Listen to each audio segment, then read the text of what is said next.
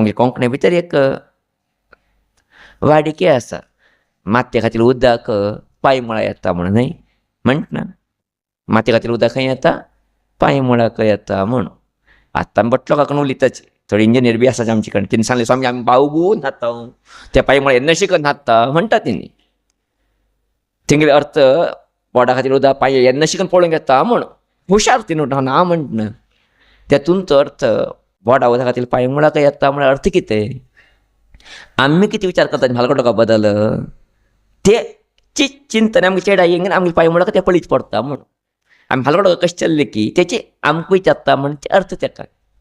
मातये खातीर उदक पांय मुळा येता म्हळ्यार अर्थ कितके वर्सां तरी आमी कितें आमी म्हालगडोका बद्दल विचार करताची, तेची आमगे पांय मुळा लोक बी आमकां विचार करून आमकां तशी करताची म्हणजे सत्य ते वाक्या भितर आसा.